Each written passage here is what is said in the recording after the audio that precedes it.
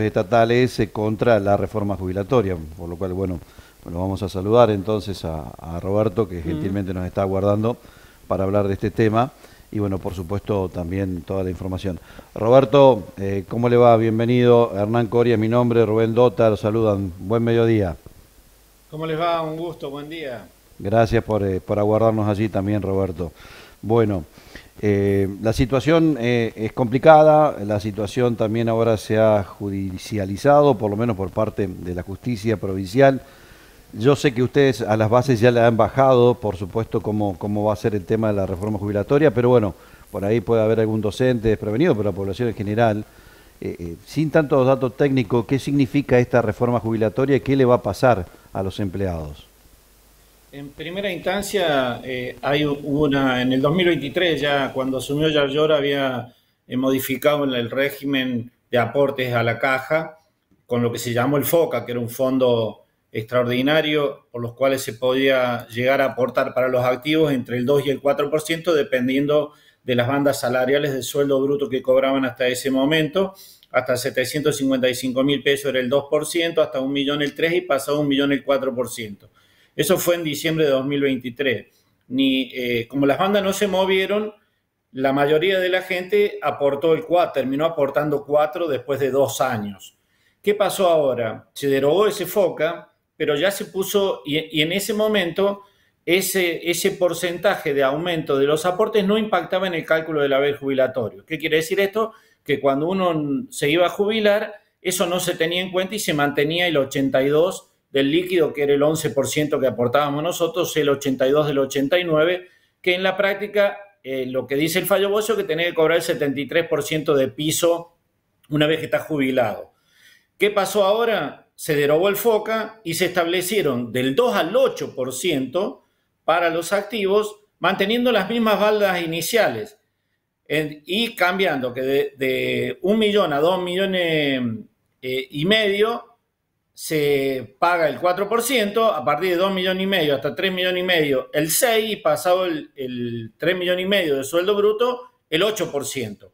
Pero esto sí impacta en el cálculo del haber jubilatorio, o sea que todos los que nos vayamos a jubilar de ahora en más, cuando nos vayamos a jubilar, además del promedio de los últimos 10 años, uno se puede jubilar con el 82 del 89, del 87, del 85, del 83, del 81, que en la práctica va a terminar siendo el 65% de lo que estamos cobrando hoy como activos. Pero además, como se estableció también aportes extraordinarios para los sueldos de los jubilados, quiere decir que posteriormente podés llegar a tener descuentos del 2 y el 8% ya como jubilado.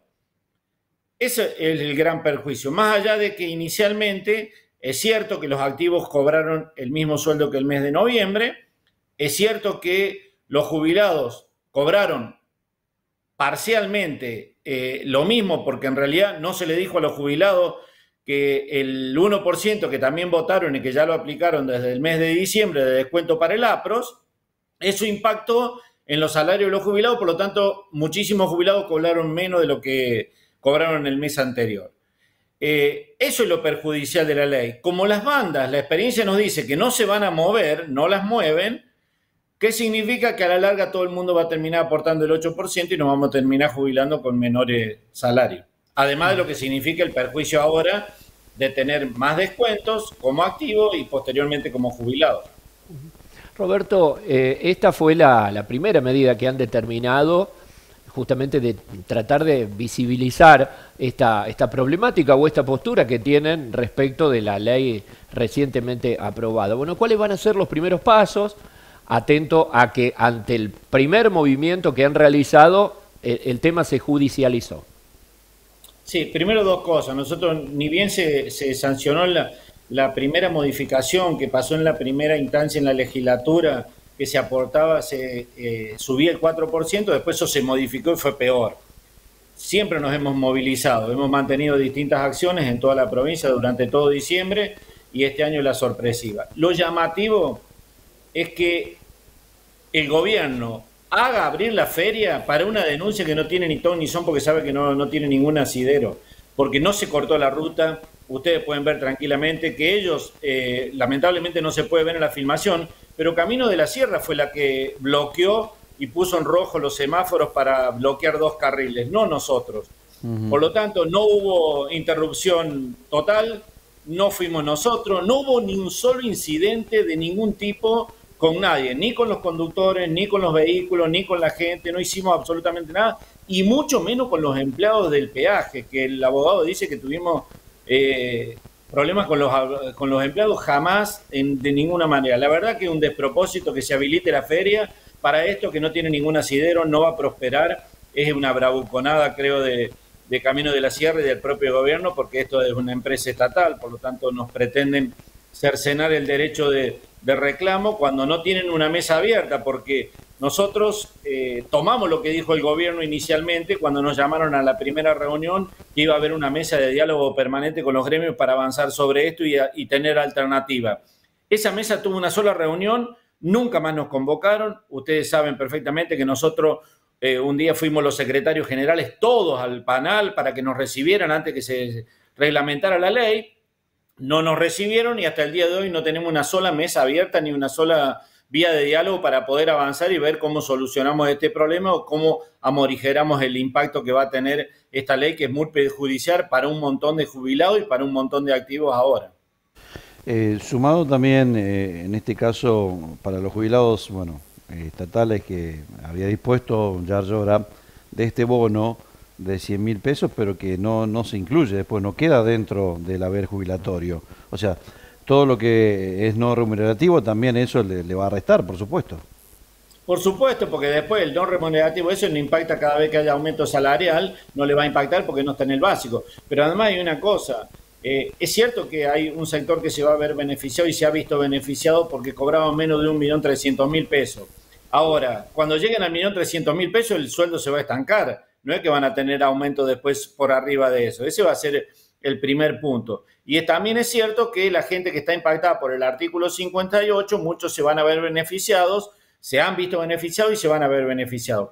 Pero en la práctica lo que yo quiero recalcar es que lo perjudicial tiene que ver con los aportes que las bandas no se van a mover, salvo que nos garanticen que cada vez que hay un aumento salarial de acuerdo al IPC, que es lo que tenemos establecido hasta ahora, se van a mover las bandas. Entonces, ahí sí podemos decir que no va a haber más perjuicio para gente que no pueda tener, salvo que cambie la situación de revista.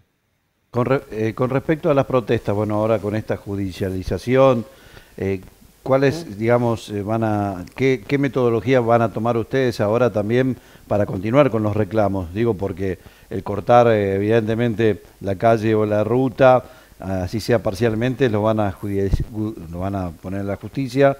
Bueno, ¿han pensado cómo van a seguir esto? Nosotros vamos a continuar con las acciones sorpresivas, no las vamos a decir obviamente, pero también quiero decir que estamos esperando que finalice la feria porque ya todos nuestros equipos jurídicos están trabajando en conjunto para una presentación colectiva que puede ser un amparo, declaratoria de inconstitucionalidad en la justicia de Córdoba. Ya hay algunos antecedentes, hay una jubilada que se le ha hecho lugar, ahora hay otro jubilado que es del Poder Judicial justamente, que ha presentado, por lo tanto nosotros vamos a presentar colectivamente. Además, vamos a asesorar a cada uno de nuestros representados, tanto activo como jubilado, para hacer amparos individuales o recursos individuales. Pero también nosotros estamos de acuerdo con que la provincia le siga reclamando a la Nación el envío de los fondos para la caja que le debe el ANSES y que el gobierno nacional no está enviando como corresponde. Nosotros ya hay 2 presentaciones, porque también quiero decir que esta es la 5ª reforma jubilatoria que tenemos en la provincia de Córdoba en los últimos 26 años. Siempre con el mismo argumento, que era deficitaria y que con esto se iba a solucionar el déficit. El déficit no se solucionó nunca, no somos los culpables del déficit, pero sí estamos de acuerdo porque hemos presentado en la Corte Suprema, con 2 leyes anteriores, hay presentaciones que no se han resuelto. Le vamos a exigir a la Corte que se resuelva, que resuelva favorablemente también y se expide este año con respecto a los fondos que le corresponden para la caja de la provincia de Córdoba, porque eso también es un argumento que el gobierno de la provincia de Córdoba está diciendo que como la plata no viene de la nación, no pueden solucionar el problema del déficit y hacen lo que tienen que hacer. Y además vamos a trabajar con todos los empleados estatales de las provincias, de las 13 provincias no transferidas, las cajas, para que colectivamente también hagan un amparo en la Corte Suprema, una presentación para que envíen los fondos a cada una de las provincias. Esas son un poquito el resumen de todas las actividades que tenemos previstas. Bien, Cristali, ya, bueno, se nos terminó el tiempo, pero dos palabras que si bien van por caminos diferentes. Por un lado, esta situación que se ha generado y no falta nada prácticamente para ya comenzar a organizar el ciclo lectivo. ¿Esto puede entorpecer, mirando un poquitito más hacia adelante, a marzo, la actividad en el ámbito educativo provincial?